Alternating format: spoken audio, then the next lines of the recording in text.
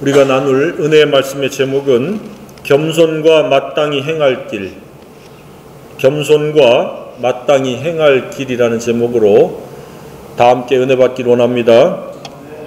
하나님께서는 무엇을 미워한다고 생각하고 있습니까?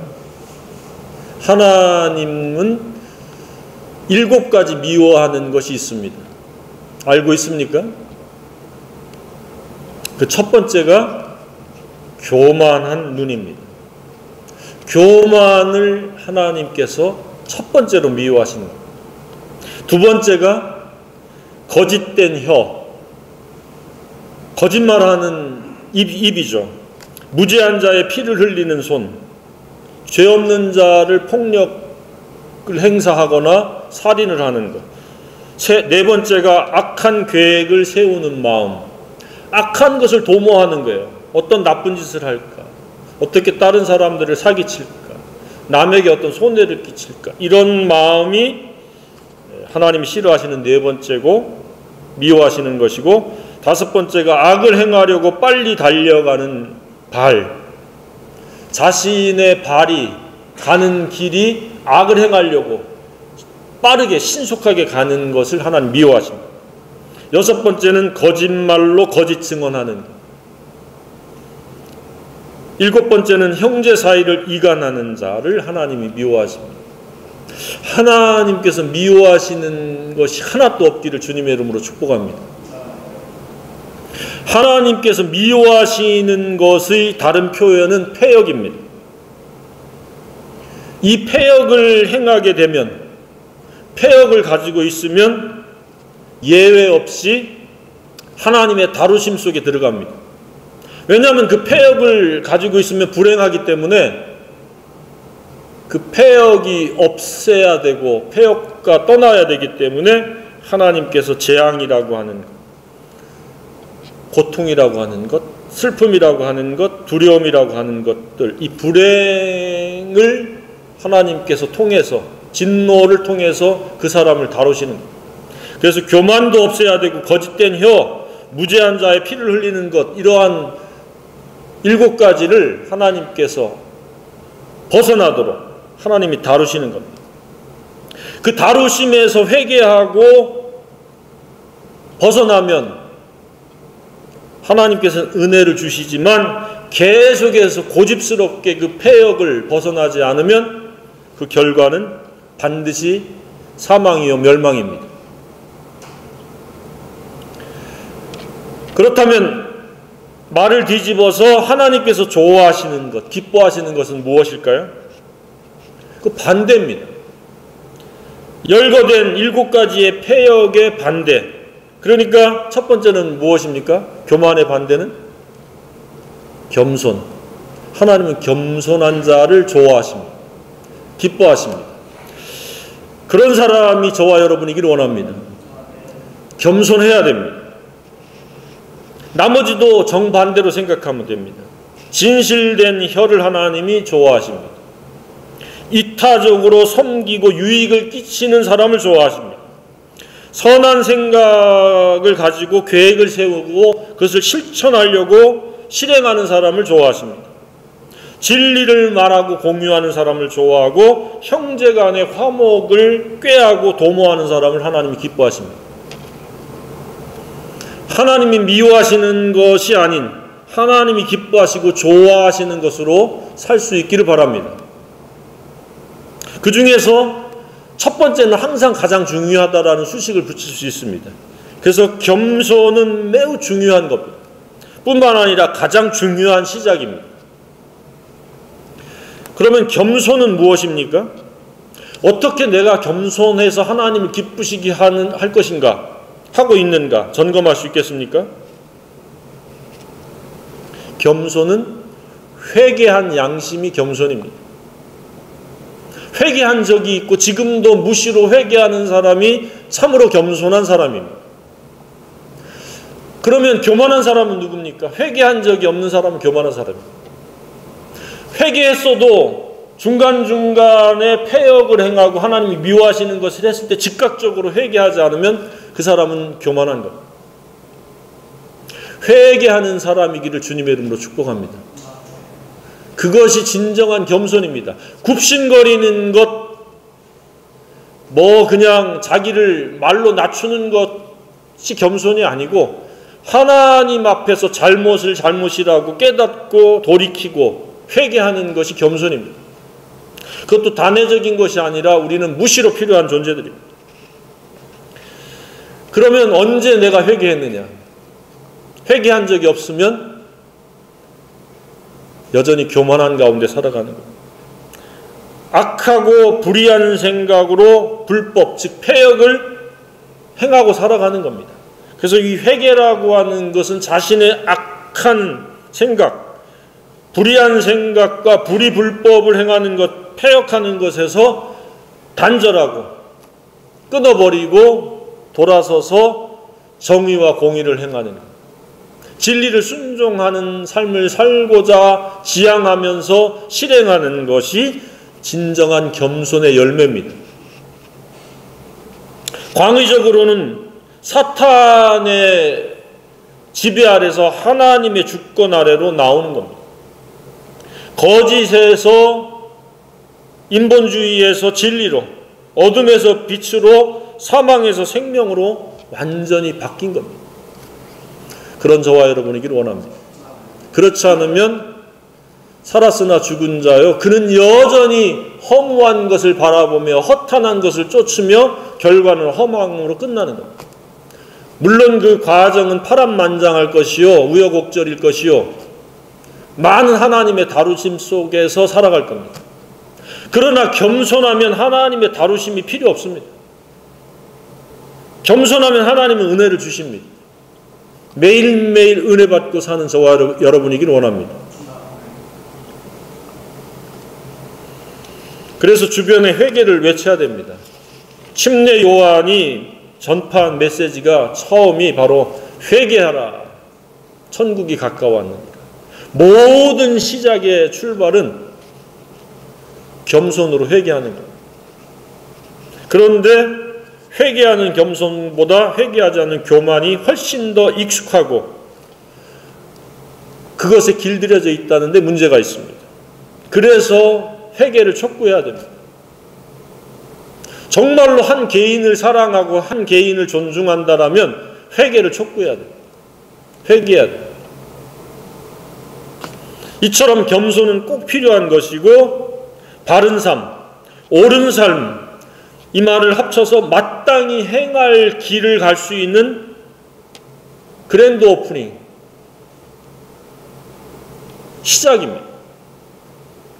그런데 이 회개, 할 수 있는 이 겸손은 언제나 소수의 사람만이 관심이 있고 또 실행을 하고 있습니다. 다수는 회개할 마음도, 겸손의 마음도 없습니다. 그럼에도 불구하고 끊임없이 회개를 선포해야 됩니다. 하나님께서는 겸손을 강제화하지는 않습니다. 겸손할 수 있도록 촉구하고 시청각적인 교육을 하고 다루시지만 최종적으로는 각자가 선택을 해서 회개해야 됩니다. 하나님 나라를 생각한다면, 우리 일생의 마지막까지를 우리가 생각한다면 겸손은 선택이 아니라 필수입니다. 반드시 필요합니다. 살아가는 데 있어서도 그렇고 결과에 주님 앞에 섰을 때도 그렇습니다. 따라서 교만이 있고 교만이 크다면 클수록 삶의 무게는 무거워진다는 사실입니다. 주위에서 한번 살펴보시길 바랍니다. 누가 힘들게 어렵게 살아가는가?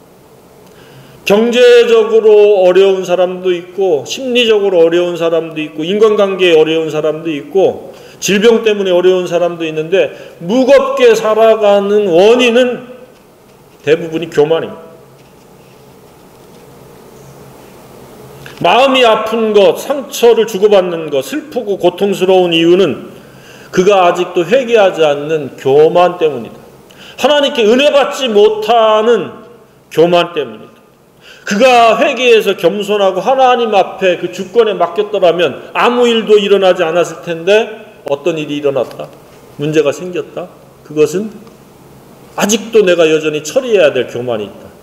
아니면 순간적으로 교만했다. 대부분 그럴 경우가 매우 높습니다. 수시로 마음이 괴롭고 힘들거나 평안이 없는 것, 분노에 사로잡히거나 증오심에 불타오르는 것도 결국에는 사탄이 넣어준 교만이 작용하고 있을 가능성이 매우 높습니다. 너는 중요해. 너만 굉장히 소중하고 너만 옳아. 이렇게 생각을 부추길 수 있습니다. 자기의 잘못과 생각을 꺾지 않고 회개하지 않는 이 로마서 2장에 나오는 회개하지 않는 고집, 이거 다 교만입니다. 그래서 이 교만은 하나님이 미워하시는 것 중에 첫 번째요, 다른 말로 하면 가장 미워하시는 것이라고 우리가 수식을 붙일 수 있으리라고 생각이 되어집니다. 그러니 하나님이 미워하시는 상태가 됐는데 어찌 하나님께서 은혜를 베풀 수 있겠습니까? 겸손으로 은혜 받을 수 있기를 바랍니다. 겸손해야 돼요. 따라서 마땅히 갈 길인 이 바른 길을 가고 싶다면 겸손을 버려야 돼. 나는 티끌과 재요, 먼지와 같은 존재다. 그래서 겸손으로 품격을 갖춰야 됩니다. 십자가를 지고 가는 게 그 다음에 겸손입니다. 십자가를 지고 가는 겸손이 있기를 주님의 이름으로 축복합니다. 회개가 첫 번째 겸손이라면 두 번째 겸손은 자기를 부인하고 날마다 자기 십자가를 지는 겁니다. 십자가를 안 지는 순간 이미 나는 교만으로 살겠다. 교만 모드에 빠지는 겁니다. 그러면 교만은 하나님의 다루심 속에 즉각적으로 들어갈 수 있습니다. 오늘 이 아침에도 십자가를 지고 여기 왔습니까? 십자가는 하나의 추상적인 그리고 역사적인 과거의 일이 아니고 오늘 이 시간 매일 필요한 것이 십자가입니다. 십자가를 지는 것이 진정한 겸손의 두 번째 표식입니다. 십자가를 질 수 있기를 바랍니다. 하나님이 강제로 십자가를 우리에게 맡기지 않았습니다. 각자가 십자가를 지어야 됩니다. 스스로 십자가에 못 박혀야 됩니다. 십자가를 지고 가야 됩니다. 십자가를 지고 간다라는 의미는 나는 죽었다. 오직 하나님의 주권과 은혜만이 역사되어지는 통로다. 그러니 때로는 감정도 없고 때로는 자존감도 없고 그냥 하나님 영광과 하나님 뜻을 위해서 살아가는 겁니다. 그런 겸손한 생애이기를 바랍니다. 그래야 은혜가 있습니다. 겸손해야 이렇게 마땅히 갈 수 있는 십자가의 길, 십자가의 도를 우리가 따를 수 있습니다. 이것을 구약에서는 하나님을 경외하는 것이다 라고 이렇게 표현을 하고 있습니다. 교만하면 하나님 경외할 수 없습니다. 자기가 임금이요 왕이요 주인이요 내가 잘났는데 왜 하나님을 경외합니까? 왜 십자가를 집니까? 이 시대에 십자가를 지지 않는 교만한 사람들이 수두룩빽빽합니다. 그러면 계속해서 우여곡절을 하나님의 다루심 속에 살아갑니다. 그러다가 그것이 도를 넘을 경우 하나님의 기준을 넘어섰을 때 그때는 하나님만 아시겠죠. 그러면 죽음도 있고 질병도 있고 수많은 크고 작은 불행과 고통이 닥칠 가능성이 매우 높습니다. 사람은 심는 대로 거두기 때문에 그렇습니다. 겸손을 심으면 은혜를 거둡니다. 교만을 심으면 불행을 거둡니다. 고통을 거둡니다. 교만을 버리고 겸손을 심고 은혜를 거둘 수 있기를 주님의 이름으로 축복합니다. 겸손은 이처럼 마땅히 갈 길에 필수입니다. 회개하게 하시죠. 십자가를 지게 하시죠. 말씀을 순종하게 합니다. 그러나 교만하면 자기의 생각이 옳고 자기의 욕심을 합리화시키며 정당화시키면서 자기 생각을 따라갑니다. 그것이 악함인지도 깨닫지 못합니다. 자기의 조그마한 경험과 편협된 생각을 전부로 삼고 그 생각대로 살아가면 뭘 이룰 줄로 압니다. 영적인 무지에 대해서 자각하지도 못하고 인식하지 못합니다. 영적으로 항상 아웃사이드, 진리와 아웃사이드에서 살면서 예배도 우습게 여깁니다. 하나님이 짝지어 주신 공동체도 우습게 여기고 무시해버립니다. 교만은 말로 교만하기도 하지만 행위로 교만하는 겁니다. 예배 나올 수 있는데 안 나오는 것은 교만 중에 교만입니다. 예배에 오신 분들은 1차적으로 보여지는 겸손의 사람들입니다. 꾸준히 계속 겸손할 수 있기를 주님의 이름으로 축복합니다. 교만은 반드시 대가를 지불합니다. 자기 생각대로 세상이 움직여질 것 같으면 왜 하나님이 계십니까? 진리가 왜 필요합니까? 겸손해야 됩니다. 공동체의 연합을 꾀하고 아웃사이드가 아닌 인사이드에 들어와야 돼요. 그게 겸손입니다. 가족을 떠나서 나홀로 잘 사는 사람 봤습니까? 룻이 공동체를 떠났을 때 어떤 일이 일어났습니까? 그는 물론 욕심에 의해서 떠났지만 10년 안에 아버지 아들 다 죽었습니다. 겸손해야 됩니다. 교만해가지고 나만 잘 살겠다. 교만과 욕심이 결합이 돼가지고 공동체를 떠나버렸습니다. 공동체는 우습게 여길 공동체가 아니라 예수님을 머리로 삼은 하나의 영적 가족입니다. 하나님이 짝지워 주신 안전지대여 영적인 울타리입니다. 울타리를 벗어나면 마귀에게 나를 갖다가 제공하겠다. 마귀에게 나를 기꺼이 노출시켜서 마귀가 움직이는 대로 살겠다라는 것과 다를 바가 없습니다. 공동체 안에 머물기를 주님의 이름으로 축복합니다. 이 엄중한 말씀에 순종을 해야 됩니다. 저는 그 개개인의 선택을 존중하느라고 강요하지 않습니다. 메시지만 전할 뿐이지. 그러나 말씀을 귀담아 듣고 순종하는 게 겸손입니다. 말씀만 듣고 안 순종하지 않으면 이미 그 속에서 교만이, 자학이라고 하는 생각이 이미 진리로부터 멀어져 가고 아웃사이드를 만들어서 불행으로 자꾸 나아가는 거예요. 시간이 길면 길어질수록 불행의 강도, 삶의 무게는 더 커져간다는 것을 깨달아야 됩니다. 이처럼 겸손은 회개케 합니다. 겸손은 십자가를 지게 합니다. 겸손은 공동체를 사랑하게 하며 진리를 순종하게 합니다.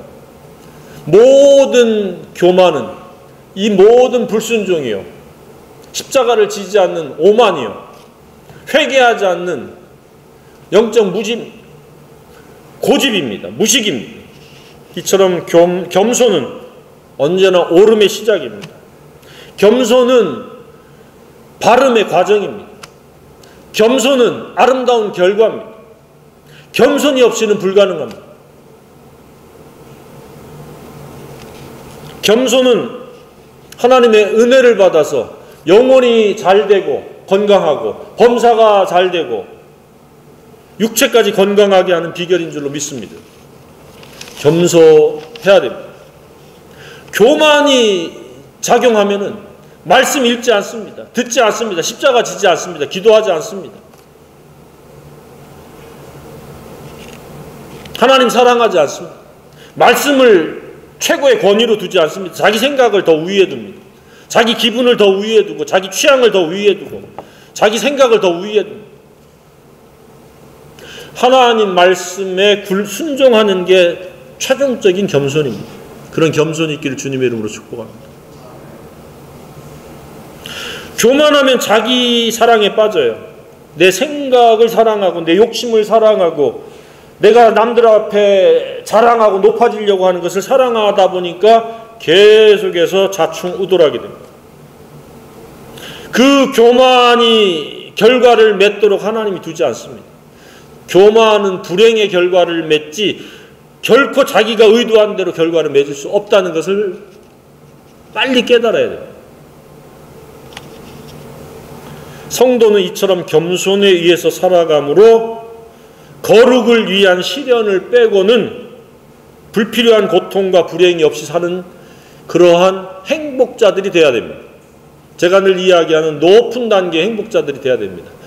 예수 그리스도로 말미암는 하나님의 사랑을 믿고 그것을 감사하고 만족하고 그것을 기뻐하고 즐거워하고 그것을 누군가와 공유함으로 보람을 느끼고 영광스러운 미래의 상급을 바라볼 수 있는 그런 생애가 되어야 합니다. 그러나 교만은 그렇지 않습니다. 그 정신세계를 황폐화시킵니다. 경쟁하게 하고 우월감을 갖지 못하면 불안해하고 초조해하고 이런저런 두려움에 빠지게 하고, 그리고 조금만 뭐가 잘 되면 거드름을 피우기도 하고, 사람이 오만해지기도 합니다. 삼중을 무시하고 살아갑니다. 교만해집니다. 삼중이 뭔지 압니까? 존중, 정중, 귀중입니다.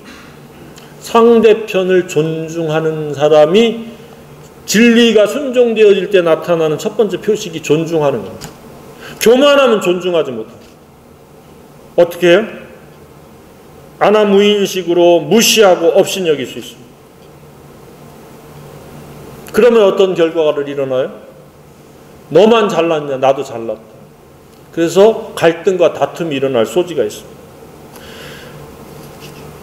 진리를 따라 순종하는 겸손한 사람은 두 번째로 정중합니다. 뭐예요, 정중은? 예의 있게, 무례하지 않게, 건방지지 않게, 거들먹거리지 않고 살아가는 겁니다. 세 번째는 귀중히 여기는 겁니다. 이 교만하면은 부부 사이에도 그리고 가까운 사이에도 자기 소유물인 양 자기가 막 주관하려고 합니다. 그러나 진리로 살아가는 사람은 상대를 나처럼 귀중한 존재로, 그리고 실제 귀중합니다. 왜? 하나님의 형상을 닮은 피조물이기 때문에 나만 귀중한 게 아니라 모든 사람이 귀중합니다. 그것을 알고 살아갑니다. 그러나 교만하면 어떻게 돼요? 회개도 하지 않아요. 십자가를 지지 않고 말씀도 순종하지 않습니다. 그러니까 항상 사람을 업신여기고 멸시하고 무시하고 깔보고 아나무인식으로 살고 자기 외에는 모든 사람이 잘못되고 모자라다고 생각하고 살아갈 수 있다는 사실. 오늘 이 세 가지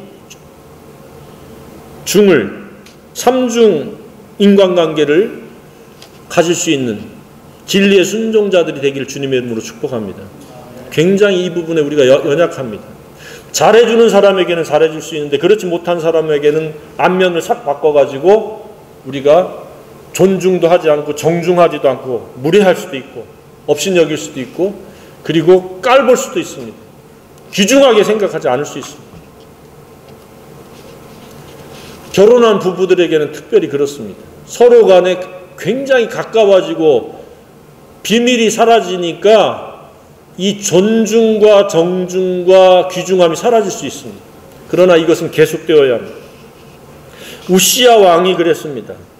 잘 되니까 마음이 교만해져 가지고 성전에 들어가서 자기가 멋대로 불 피우고 그랬습니다. 그래서 그걸 말리니까 막 화를 냈습니다. 존중, 정중, 귀중을 다 무시해버렸습니다. 어떻게 됐습니까? 결과가? 갑자기 이마로부터 나병이 시작돼가지고 전신에 나병이 퍼져서 그는 더 이상 통치할 수 없고 별채에 가서 일생을 마무리하고 그냥 사람들과 하나님께 버림받아서 그는 일생을 끝마쳤습니다. 교만의 무서움을 보게 됩니다. 교만은 이렇게 무례하게 합니다. 사람을 멸시합니다. 그 질서를 귀중히 여겨야 될 대상을 귀중히 여기지 않습니다. 그래서 하나님과 사람 앞에 버림을 받습니다. 겸손해야 됩니다. 교만하면 하나님께 버림을 받고 사람들과 관계가 끊어집니다. 별궁에서 소외받다가 왕의 권위까지 상실한 채 죽었습니다. 교만은 무서운 불행입니다. 히스기야가 또 그랬습니다. 병들어 죽게 돼가지고 하나님 앞에 사정사정 간구해가지고 15년의 생명의 연장을 받았습니다. 기도응답을 받았습니다. 그랬는데 교만해서 받은 은혜를 감사로 보답하지 않으니까 하나님이 진노하셨습니다. 그런데 히스기야는 그래도 다행한 것은 바로 교만을 뉘우치고 회개했습니다. 그래서 하나님이 진노를 바로 멈췄습니다. 겸손은 상황을 반전시킵니다. 교만은 상황을 더 악화시킵니다. 인간관계를 단절시킬 수 있습니다. 상처를 주고받고 하나님의 강제적으로 낮아지게 하는 하나님의 다루심 속에 들어갈 수 있는 게 교만입니다. 사람들에게 소외되고 거부될 수 있습니다.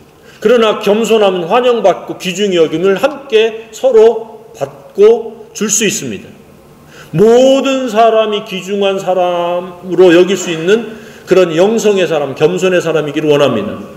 꾀죄죄하고 경제적으로 좀 비란해 보이고 빈핍해 보이고 외모가 좀 못났다고 속으로 무시하지 말길 바랍니다. 그의 영성은 하나님의 형상을 닮은 저와 여러분과 동일한 사람입니다. 우리는 은연중에 나보다 조금 못하면 무시하고 멸시하려고 하는 교만이 작동합니다. 오히려 나보다 더 연약해 보이는 사람이 있으면 더 존중할 수 있기를 주님의 이름으로 축복합니다. 그래야 하나님의 은혜가 임합니다. 나한테 잘해주는 사람한테 잘하는 건 누구나 할 수 있습니다.